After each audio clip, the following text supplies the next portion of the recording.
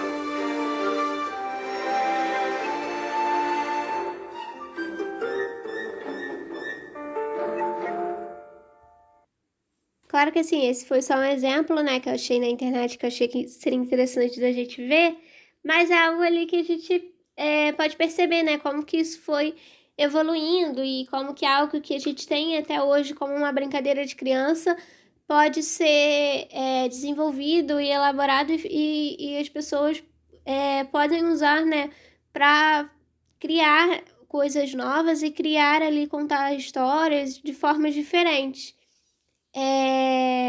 E até que ponto, né, pode chegar algo que a gente pensa num teatro de sombras com as mãos, a gente pode pensar em algo simples ali de brincadeira de criança, mas que pode ser desenvolvido e elaborado ao ponto de fazer coisas como a gente viu aqui no vídeo. Ainda pensando nessa relação nessa questão da origem, né, do teatro de bonecos, em como que surgiu, em outras civilizações, né, em outras civilizações antigas, ali depois, com o passar dos anos, o teatro de bonecos ele foi sendo desenvolvido como uma forma ligada ali ao sagrado e às divindades, né? Assim como muitas das linguagens da arte, a gente já estudou algumas aqui, mas muito dessas expressões, né, de artes, expressões artísticas, elas eram voltadas para a questão religiosa, para a questão das crenças desses povos. Então, o teatro na Grécia, ele era voltado para a questão dos deuses, as pinturas e a escrita no Egito e também na pré-história também tinha uma relação ali com as crenças, uma ligação com a religião. E da mesma forma, essa questão dos teatros de boneco, ele foi sendo desenvolvido ali nessas civilizações de uma forma voltada ali para representar as divindades. Então, eles faziam esses bonecos, assim, alguns de papel, alguns de outros materiais, que eram articulados, tinham ali, né, eram em recortes, então eles faziam articular de formas que desse para articular, né, que o boneco conseguia se mover, para criar essas histórias e representar, né, essas divindades, cada um ali dentro da sua própria crença, mas com técnicas parecidas, né, como eu falei, utilizando aqui essa questão dos bonecos, né, esses bonecos articulados, para criar para representar essas divindades. Agora, de uma forma até que oposta, na Idade Média, havia também essa questão do teatro de bonecos. Esse daqui eu acho que era mais um de brinquedo, alguma coisa voltada para criança. Eu não achei alguma imagem boa, assim, do teatro, né, que era feito na Idade Média, de teatro de bonecos. Mas aqui acho que tem uma representação mais ou menos de como, pra gente ter uma ideia. Mas a informação, né, que é mais relevante até, é que enquanto a gente estava falando que lá naquelas primeiras civilizações, esse teatro de bonecos, ele era utilizado nesses espetáculos, né, ligados à religião, nesses espetáculos sagrados, aqui na Idade Média, os participantes do teatro de bonecos, essas pessoas que faziam esse teatro de bonecos, eles sofriam perseguição até da igreja, né, da época, porque eles utilizavam essa linguagem, esse teatro, né, esses espetáculos que eles faziam, para fazer críticas à severidade, né, como severo era as autoridades religiosas da época. Então, ali na Idade Média, a gente tinha uma questão da religião com a política muito forte e tinha uma questão de uma severidade ali, até de um abuso de autoridade também que acontecia, até por conta de algumas crenças que se tinham na época. E aí as pessoas das artes, as pessoas do teatro, eles faziam essas críticas, e no teatro de bonecos também existia essa crítica, faziam essas críticas às autoridades, muitas vezes de forma cômica até, faziam de uma forma ali, forma de sátira, e por conta disso eles eram perseguidos, né? Eles eram perseguidos ali por essas próprias autoridades que estavam sendo criticadas e desafiadas por esses artistas. Então, ali, enquanto naquelas primeiras civilizações, né, do Egito, da Grécia, na China, na Índia, eles tinham essa ligação, né, de usar os bonecos para algo sagrado. Aqui, na Idade Média, eles usavam para criticar justamente essas autoridades religiosas. Agora, focando no teatro de bonecos no Brasil. Acredita-se que esse tenha sido, a questão de fazer teatro com bonecos tenha sido algo que veio com os colonizadores, mas os nativos, né, os indígenas daqui, os povos indígenas, eles já tinham o costume de fazer alguns bonecos, assim. Eu não achei muitas informações, mas é importante, assim, a gente saber que esse é um costume já antigo, que veio para cá, mas que tem essa questão da mistura, mais uma vez, das culturas que serviram ali de base para a formação da cultura brasileira. Então, a cultura indígena, a cultura europeia, né, com os colonizadores, também a questão da cultura africana, ela vai ter sempre, são sempre ali as três, geralmente são as três, né, culturas de base da formação da cultura brasileira. E com relação ao teatro de bonecos, isso também aconteceu. Esse costume, ele tem mais força, ele foi algo que foi desenvolvido, né, conhecido por todo o Brasil, mas ganhou mais força no Nordeste do país, especialmente ali em Pernambuco.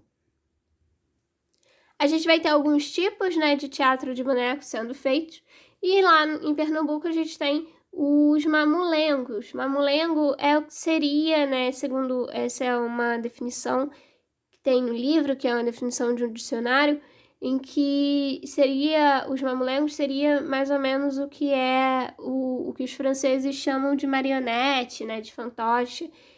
Então, os mamulengos, eles são feitos a cabeça é feita de papel-machê, as mãos também, e a parte da roupa, né, é feita de tecido. Isso, geralmente, mas pode ter ali algumas modificações, formas diferentes de serem feitas. Mas tem ali, né, algumas características já que a gente consegue reconhecer da cultura brasileira e da cultura, especialmente da cultura nordestina, né? A questão do uso das cores, os usos das fitas também.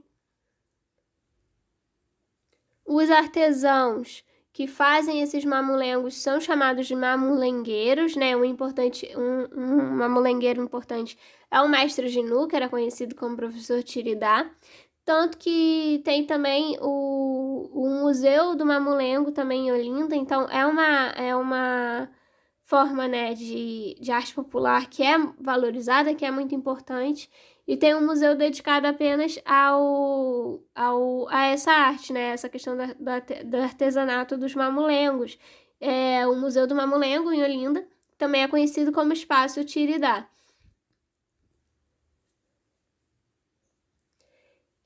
A questão de ter esse museu, ele vai retratar ali aspectos sociais e culturais através da arte dos mamulengos, né? A arte popular, ela vai estar sempre ligada ali não só à questão de confecção, né, de artesanato, mas também a questão de valores culturais, a questões sociais, né? Geralmente são a forma como é feito, né, essa questão da arte popular, ela é geralmente algo que é feito em família, que é passado ali de geração para geração. Então, a gente tem essas relações sociais também e culturais ali expressas através desse artesanato, dessa arte popular.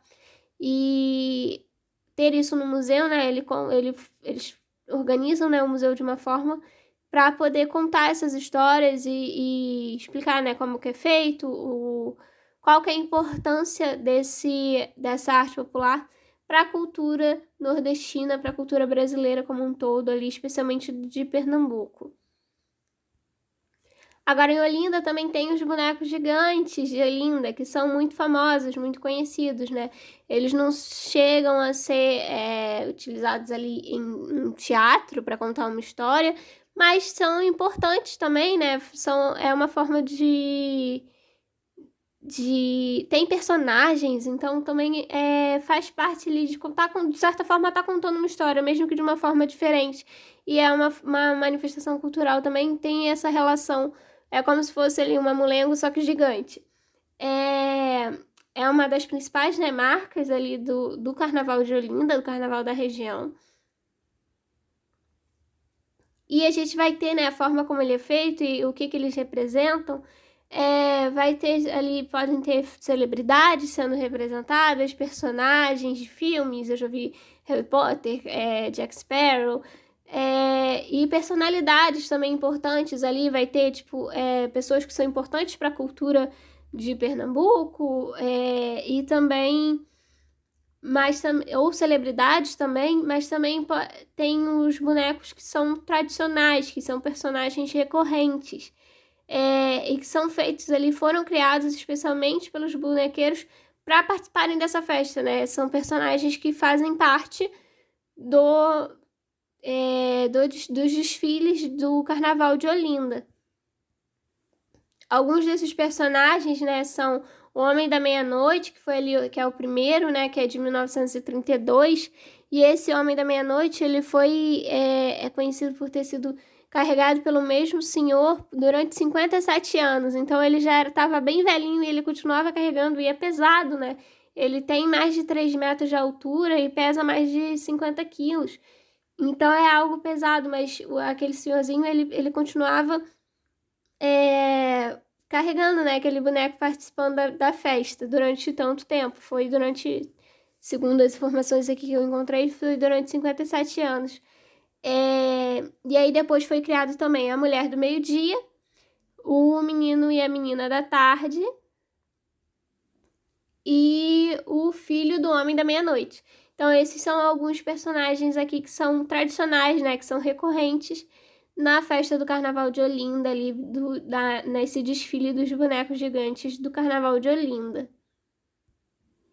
Então a gente vai ter os bonequeiros, né, que vão ser as pessoas que vão fazer, os artistas que fazem esses bonecos.